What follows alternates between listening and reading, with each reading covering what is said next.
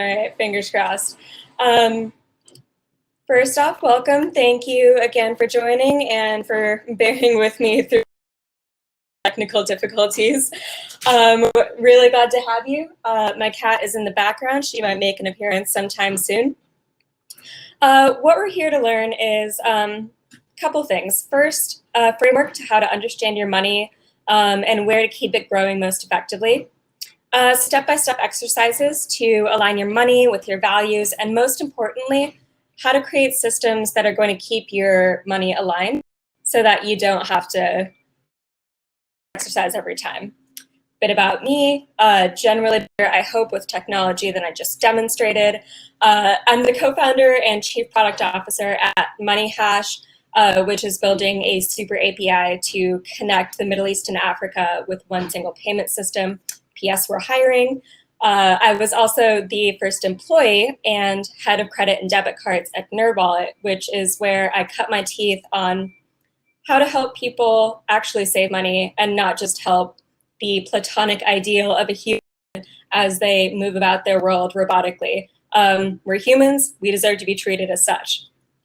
Finally, I've led the development of multiple award-winning financial products, again with the goal of helping people save money and take themselves out of the process so they're not the single point of failure. I'm really excited to be with you all today. Let's jump in and get started. So first off, that begs the question, why do we all feel like we're so bad at money? I think this is a fairly universal sentiment. I'm literally an expert on this, and there's times when I feel bad. We're honestly made to feel this way, and there's so many reasons for this. The first, there's a lot of money to be made when we believe that we don't understand money. We're going to pay money for advisors for services that we may or may not need just because it feels inaccessible. Second, it's easy to pitch one solution that's perfect for everyone, and that's just not the case at all. Third, and I think we've all seen this very much so in the pandemic with everyone with their beautiful sourdough starters and somehow managing to turn their lives around while working from home and raising kids. And who knows, our culture expects perfection. And any failure to do so, publicly, is met with shame, not with an understanding of the systemic issues that led us to get there. And finally, this is quite tied in. Advice focuses on small, visible changes. So think keep the change programs, roundups, at the expense, again, of these larger systemic changes that'll make a difference. So what does that lead to?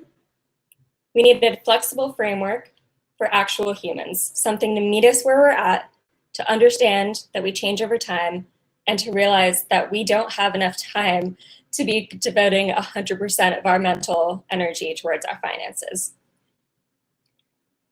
And so to that end, I'm going to give you one framework to manage your finances, to understand them, and to put them on the right track for the future. Now, caveat, like I said, self-help gurus tend to say this is the one right way. I encourage you to think about this more as one item in your toolkit that can help you understand money better, maybe spark some questions in you, but it's not the end-all be-all. It's not the one right way. There is no one right way. So we'll go through 3 steps today. The first, categorizing. How to based on your situation, your goals, and what you want in the future. Second, cultivating. Putting the money in the right place so that it's going to grow as fast as it can and be available when you need it. Finally, like I said, that automation, keeping your money and values aligned long-term without spending energy and willpower. Don't know about you guys, I constantly want to take a nap, and that is one of my when I look into how I manage my money. First off, categorizing money. I want to introduce the concept of bucketing your money into today funds, which is your regular monthly spending. Tomorrow, which is what you save for a rainy day, the unexpected expenses or loss of income that might happen in the near future. Retirement. I think it exists. I don't know. Some people have told about it, but it's a good thing to save up for. And then finally, your someday bucket, which is everything else, everything you're not spending right now, that you're not saving for an emergency or saving for retirement. This is a that can include your goals, whether that's paying off loans or education, or just money that you don't really know what to do with and you're excited to figure out how to put it to work.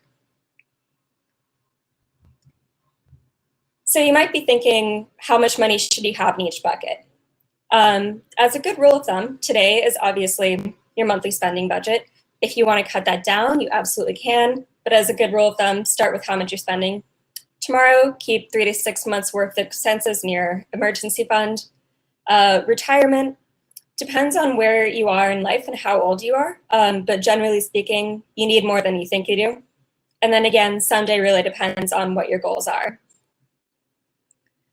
So your first exercise, and I'll be sending this deck out, I hope, so that you can have this to review at home. The first exercise is to categorize your money. So you take all of your assets, including your checkings, your savings, your old Beanie Babies, anything you might have, and then divide it into what you have currently, today, tomorrow, retirement, and someday.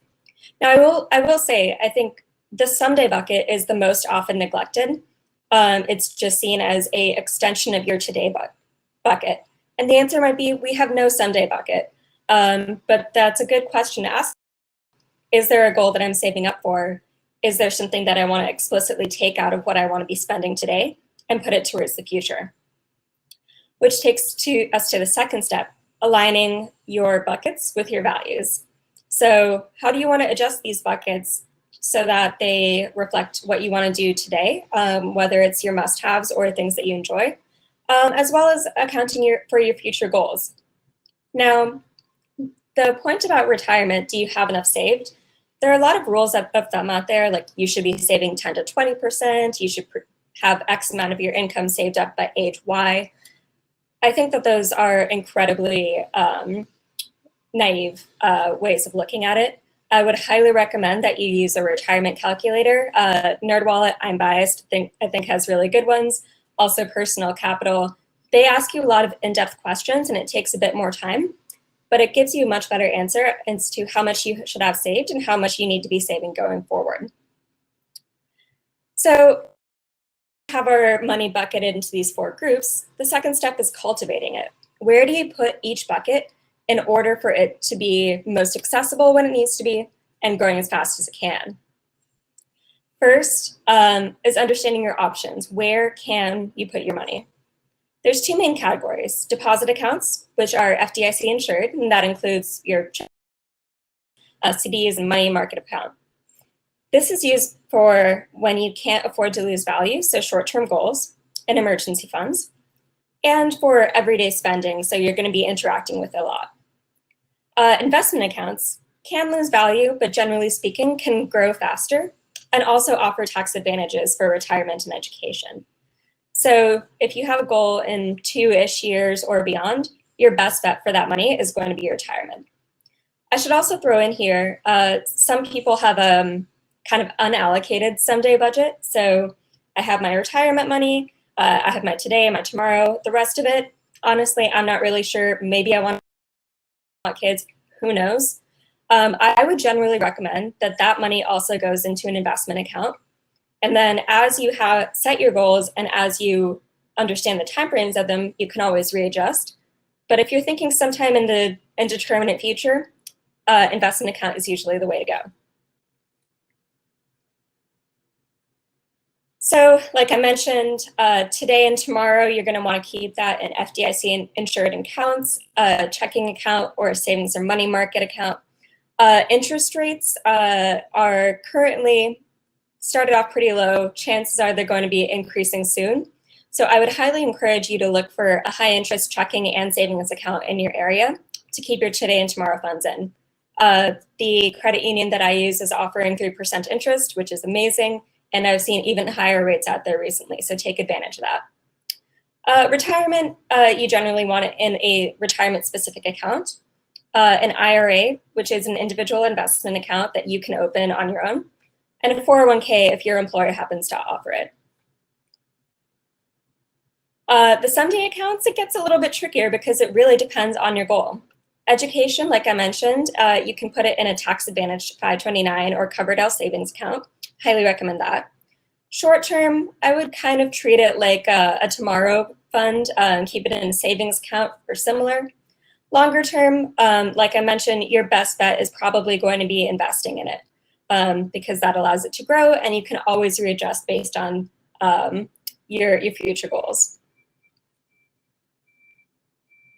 So I want to go into a couple of money myths because what I have seen over and over is that people have a visceral dislike of the idea of investing. And I think that dislike is often well-founded, whether it's, oh, I don't feel like I know enough or what have you. But it's also something that's really good to be investigating. And I wanted to highlight 3 myths that I think often keep people from cultivating their money as well as they can. First off, the idea that deposits are safe, investments are unsafe. Yes, deposits are FDIC insured, but part of safety is being able to meet your goals. And so if you're going to be growing your money at 2% in a savings account versus around 6% in an investment account, that should factor into your idea of safety. Second, like I said, not the same. Dividing your money based on timeline and goal can really help you make the most out of it. And finally, this idea that all investments are equally risky. It is true that investment accounts are not FDIC insured, but you can find an investment account that's relatively low risk and low return, and that runs the gamut to something that's higher risk, higher return. You can find something that meets your goals and personality as well as your risk timeline. The big thing that I do want to emphasize is that investing can seem daunting, but don't let perfect be the enemy of good. So you'll see here a graph of arbitrary amount over 40 years. A savings account honestly isn't going to grow. And so even choosing a higher fee investment account or maybe not the highest return might put you in a much, much better place long term than just sitting on the sidelines. Now, the next exercise that we want to do is where's your money going to thrive? So take stock of the buckets you made in step 1 and ask yourself, do I have too much money in my checking account? That's honestly something that I see most often is not separating or is not keeping your today money only in your checking account, but including your Sunday money or even your emergency fund also there. Second, is your tomorrow money set up to thrive in a high yield savings account? Like I mentioned, I'm seeing 2-3% out there. It's a great time to look. For retirement, are you contributing to an IRA or a 401k if you're able to? That is one of the best things that you can do to set your future self up for success. And finally, is your Sunday money in an amorphous bucket? Is it hanging out in a checking account mingled with your today money? Or are you separating it out by goals and time horizon? And coming out of this exercise, what I would love for you to take away is based on the usage of my money and based on the timeline, is it set up to thrive in the way that I want it to? Finally, step 3, automation. So the next step is to match your incoming money to the goals and values that you've set. The recommended order of priorities is obviously making sure that you can pay your bills, and that includes minimum payments on your loans, any sort of money that you need to spend today. The second, build an emergency fund for 3 to 6 months of expenses if you lose a job, unexpected medical bills, a global pandemic, hypothetically, who knows. Next up, retirement. Again, it's the best thing that you can do to set yourself up for success. And then finally, you can take advantage of the many goal planning tools out there to allocate the rest of your someday money. Again, Personal Capital is a fantastic resource for this. I have no affiliation with them. I just love them. The thing about the Sunday money, though, is everyone's priorities are going to be different, and that's okay. It's just important that you've thought through your priorities and have an answer on what you want to be doing. So second, you've done all this work, all this introspection. How do you set it up automatically so that you don't have to do this every day? So first off, you can split your direct deposit paycheck. Most people know that you can have an automatic deduction for your 401k if that's something your employer offers, which is great. You should take advantage of it. The other thing that I would recommend is if you're looking to build up your emergency fund or if you're looking to build up your Sunday money, you can split your paycheck so that a certain percentage goes towards saving account, and that way it account never hits your today money, so you're not tempted to spend it. Second, aligning your bill payments so that it's around payday, you can take care of the major expenses first, and then make decisions based on what remains. And then finally, anytime you have extra today money, you can transfer it to your tomorrow or Sunday goals. There are certain banks or services that do this for you. For example, Chase AutoSave is a good one. The second, slightly less automatic, but still useful, is just setting up a calendar reminder. Every day I'm going to move the money. Finally, your action plan. So tonight, I want you to do the categorize and cultivate exercises. Note if your money is not aligned with your goals or set up to thrive.